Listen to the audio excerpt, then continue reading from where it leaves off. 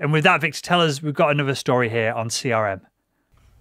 Let me see. Wait, I got to pull off. You got me distracted here. So anyway, I thought this was interesting because we talked about boutique CRMs, and so this time I found we were talking about real estate CRMs last week. This week I found another one. It says Hotel CRM Software Market Summary, Trends, Sizing Analysis, and Forecast to 2025. The study on Hotel CRM Software Market presents a comprehensive analysis of key growth in the market, verticals, and so forth. What do you think, Will? I mean, I think this is really interesting that there are all these little boutique markets. And that's all the point I wanted to make with this little article was that there's all these little markets. Like there might be one on contractors. I mean, I don't know. I just thought it was an interesting topic. I like all it. These little I like it, Victor. I feel like this feeds back into what we were just talking about of where the heck do you find all these boutique markets? It seems like the eBay, the Amazon, the Alibaba of CRM. I know we keep plowing onto CRM. Clearly, most of us are using one. That's why I like to use that example with these for context for our audience. But there could be many other different marketplaces as well. I honestly feel like this feeds back into the point that I was making previous of there's a real opportunity here because I would never. That's a really good point. Would I search for hotel CRM? I don't know what the search term would be. It'd be best. All right, I'm going to search it right now. Best CRM for hotels. CRM.org came up there. So maybe that's the website that we're kind of CRM.org is an online resource for business growth. So kind of maybe.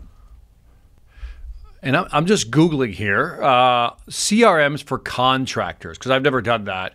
And sure enough, they even have construction CRM software packages. So, again, a lot of niche markets. Pipedrive is trying to get some of that CRM market for construction by tailoring it. So, okay, Pipedrive is going in there. Pipedrive's going in. They're trying to find these little boutique niches to go after. I think it's fascinating.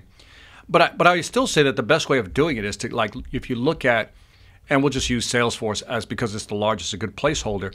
Why aren't they? And they could be. Maybe we're just ignorant of the fact that why aren't they building apps specifically for all these boutique markets that just bolt into to Salesforce? I just don't think it's. I think going back to what I said before, keep the main thing the main thing.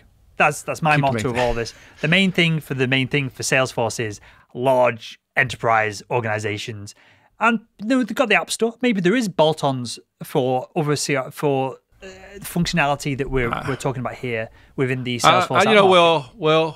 I think the marketing team over at Salesforce is just lacking, man. They're just like not looking at the big picture. They really don't see that all these little small boutiques are going to be bigger boutiques, and it's a large revenue stream. We're trying to help them here, Will. Salesforce, dear Mark Benioff.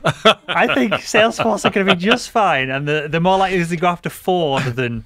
I suppose hotels are large organizations, right? But I still would rather have Ford and Mercedes as a customer within a large enterprise CRM as opposed to go after. I suppose Marriott. They've got lots of individuals working there, right? That would be logging in and out. The thing is, look, I'm trying to democratize. I like the way you use that word. I like to democratize the power of the CRM for all the small market niches because I'm always looking out for the little guy. Have you ever come across this then? I'm going to Google it now. Again, there's a lot of Googling on this show. We'll wrap up the Googling in a second. But are there no open source CRMs that are applicable for, I guess, small, medium organizations? Because that seems like the solution that you're talking about to democratize this. Open source technology is the answer. And over the next 20 years, there'll be so much open source of everything that we won't have to necessarily rely on large organizations. And large organizations will be producing open source software themselves. And the value that they'll be adding to it will be, it's hosted on our servers, it's reliable, you're using our safe and secure login as opposed to hosting it yourself and trying to faff around with all of that. But I feel like the software side of things will become open source. So I'll just Google open source CRM because that's probably the answer that I know as you described it, that's what I'd be looking for. I'm just thinking they're missing out. There's got to be. I got to believe we're going to have to dig into this before the next show. I'm going to dig into the, does somebody like Salesforce, Pipedrive, or some of these other CRM companies, Microsoft Dynamics, do they have, APIs that are specific to an industry? I'm going to make a note here. They are. I'm just going to ask. I got to believe they do. I'll ask Salesforce and HubSpot. That's the easiest answer. Salesforce, HubSpot. Ask them. Care Dear, about yeah. boutique. There we go.